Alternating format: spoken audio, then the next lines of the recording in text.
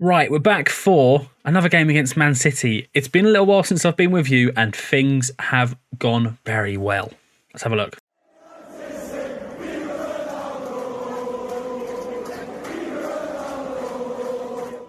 Right, so as you can see, we are here looking through the fixtures. But before we get into the nitty-gritty of all the fixtures and that sea of green, drop a little like, drop some subs. I'm really happy. Thank you for everyone that has sort of watched all the way through from the first. We're on episode 5 now.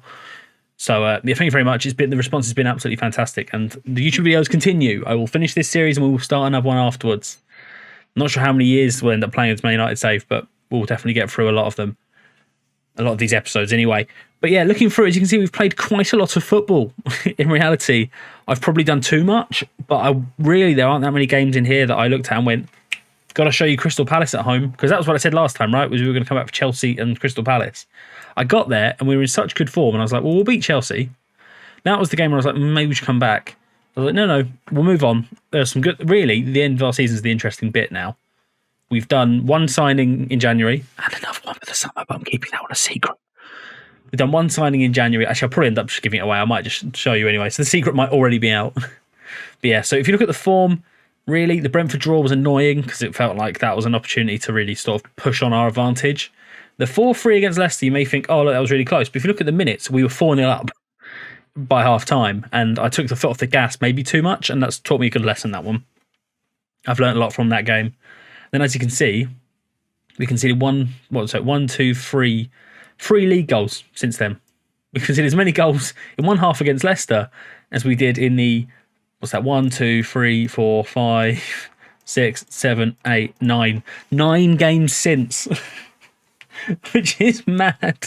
Absolutely mad. Absolutely mental stuff. Tottenham, we were 4-1 up at half time, absolutely smashed them to pieces. Wolves was 4-0, I don't even really remember it.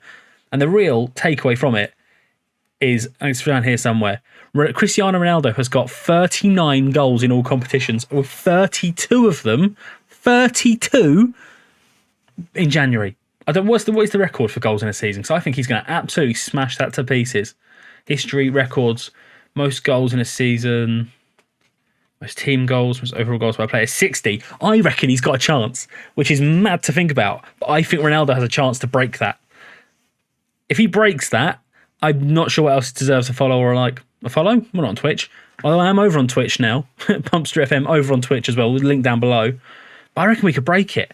I reckon Ronaldo breaks that record, which is mad to think about. Absolutely mental to think about. But he could break that. I reckon in the Premier League. Can we look at the Premier League era? Probably not. Dixie Dean's 60 is almost unbreakable, to be honest. I think there were more games in the league back then. So, yeah, a little bit unbreakable.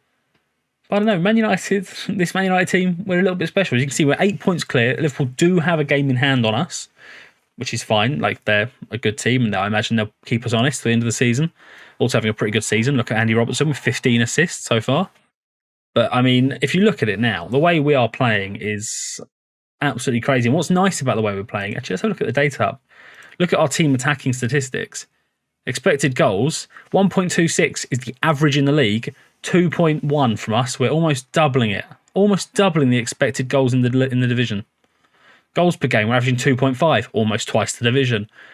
Fouls against per game, we're drawing a lot of fouls. Our pass completion ratio is a little bit lower, but I am asking us to be that little bit more direct, which is probably leading to it being that little bit higher. But yeah, if you're not using the data hub, use the data hub. And even if you're like, oh, I'm not sure what stats I want to look for. What do I look for? I want to look for some passing stats. Premier Division passing stats on a graph. So up here is lots of passes, accurate passing, and Norwich are having a madness. For us, we don't play that many passes. We just don't do it. We just don't play that many passes. Because we're very much get ball up the pitch, hit the byline, pull it across. I mean, it's almost like the way Man United used to play, except for it's a slightly different shape. But anyway, today we are here for the Manchester City game. And actually, there's another game after that, which I'm almost equally interested in, which I know the Manchester derby is saying a lot. It's the Newcastle game. And Newcastle have gone out in January and made some deals happen. And I will show you our deal after. So in January, they went and signed Dele Alli. Great signing for them. He's going to be fantastic for them. Robin the Normand, who 41 million seems like a lot, but he's quite a good player in Football Manager. He's well regarded. I mean, looking at the stats there, he'll do well for them. Hulk, a little bit of a crazy one, a 35-year-old Hulk, but never played in England before. Bit of a risk, but we love to see it. Is that say he used to play in Japan? Oh wow, Awesome. Didn't know that. In fact, we didn't know. Matheus Nunes is a great signing as an attacking midfielder for them.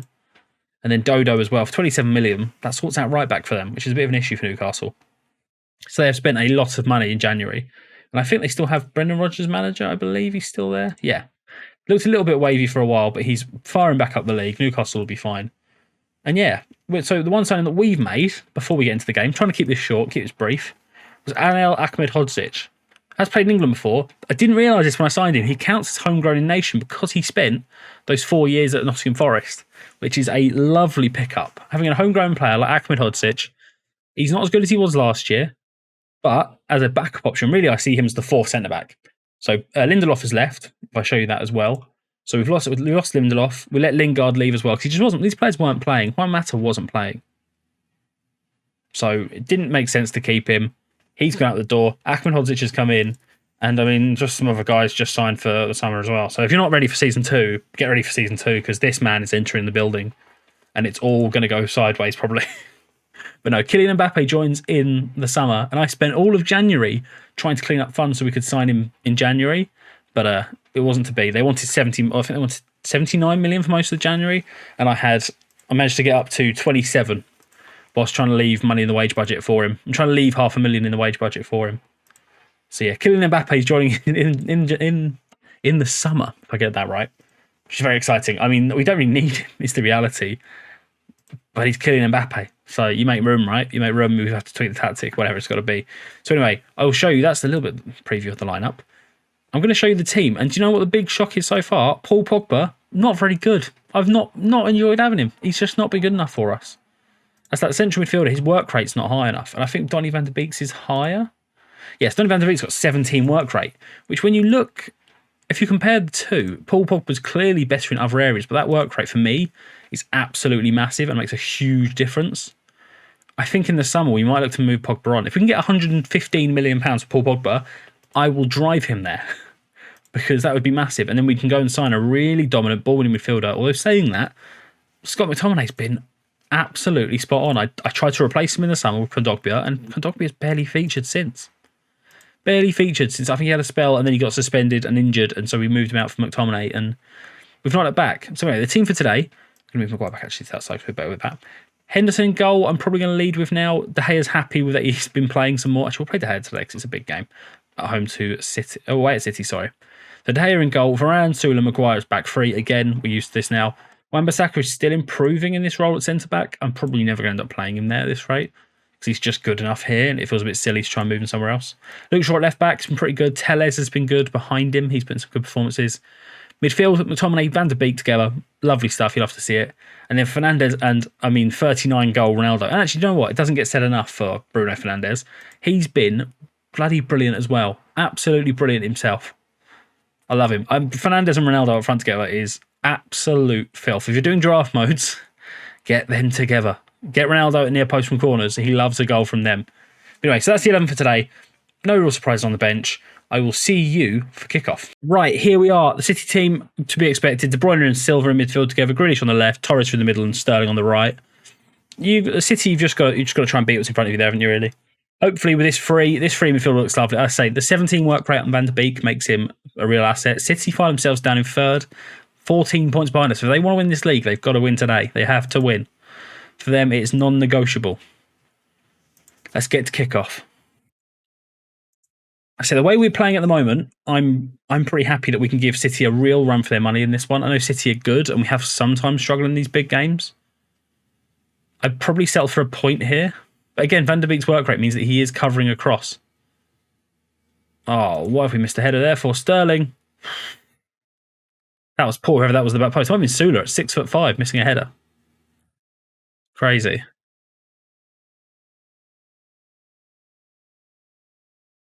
I said to pause the recording a minute ago for something out the window, and we're hearing it again. Absolutely lovely. 25 in. City are being the more dominant side, but that's kind of to be expected. I'm not necessarily worried about it quite yet. Should they score, I'll start panicking. Out to Mendy here. Is he going to swing a ball in? He does. Wan-Bissaka gets it away. Well done, Wan-Bissaka. Now let's get back out to the ball. Van der Beek. Back to Bernardo Silva.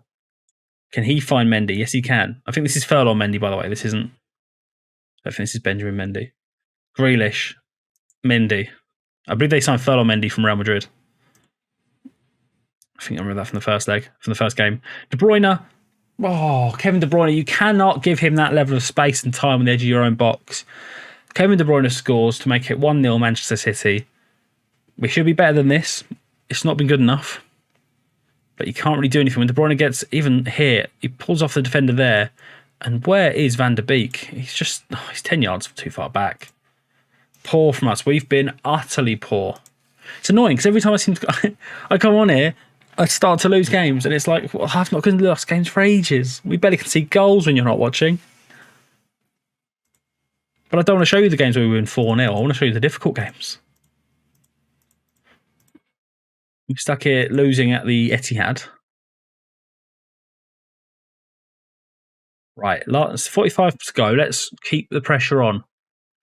Can't really afford to lose because that brings Liverpool within striking distance again. Don't know how to make changes because we're playing well.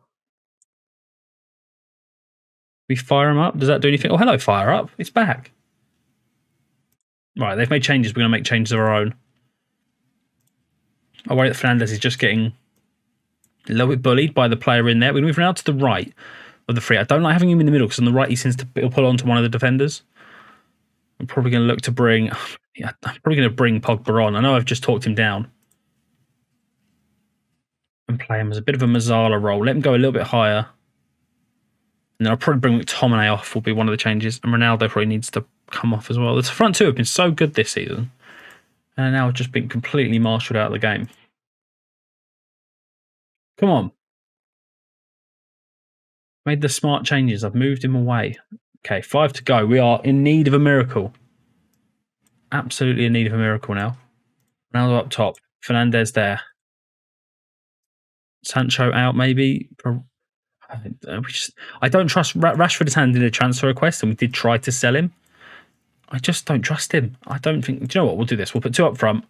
Advanced forward, complete forward. Move Ronaldo to the back post. And let Rashford sit in the middle. Actually, you know what? I'd rather play Martial in that role if we're going to do that. Martial has come in with some clutch goals.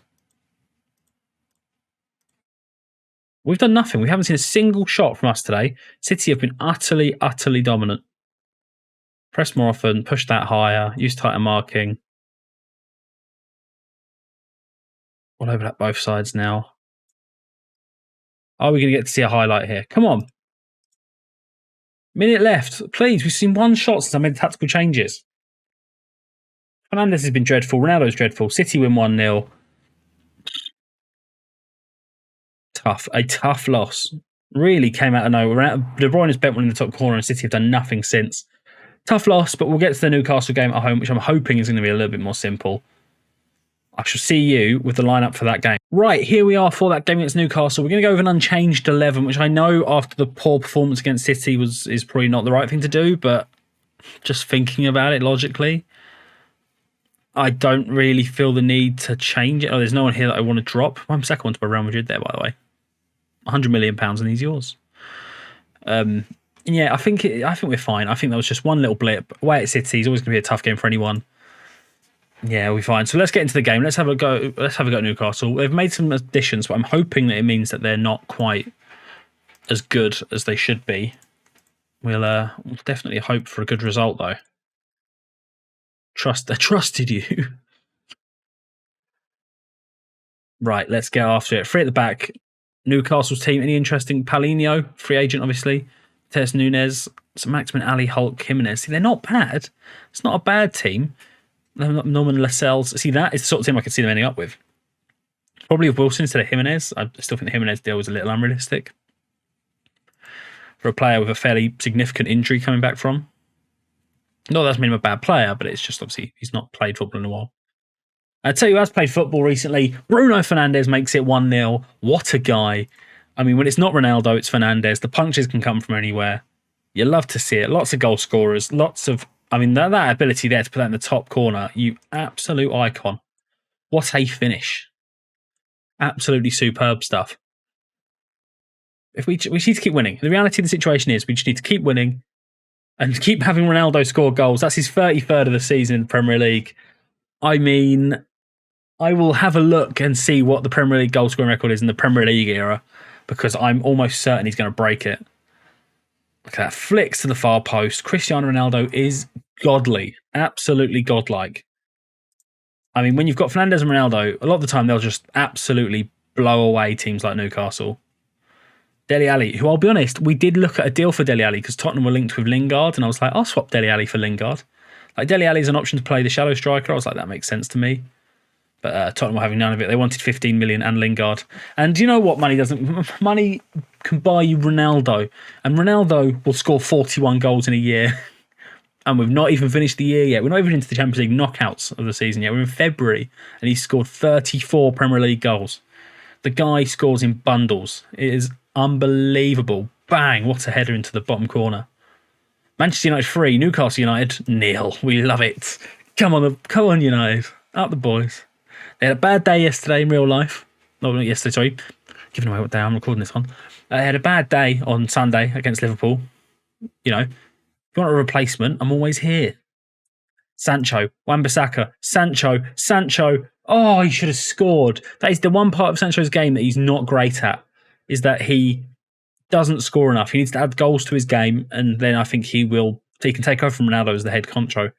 It could be Mbappe and Sancho as the next generation of Fernandes and Ronaldo. I mean, Fernandes has still got 6, 7, 8 years here. So I'm not particularly worried that we'll have to replace him at any point during this save. Puts it in. Ronaldo. He scores that so often. It's unbelievable how often he scores that. There's a little jig in the corner. Bruno Fernandes has a lovely time. Ronaldo scores his hat-trick. I mean, the guy is a menace at the near post. Just in there. Bang. Cross the keeper. That's all she wrote. What a finish that was. 4-0. This is what I'm on about. This is what all our games feel like off camera, is we'll just batter a team 4-0 and we won't even really have to get out of first gear.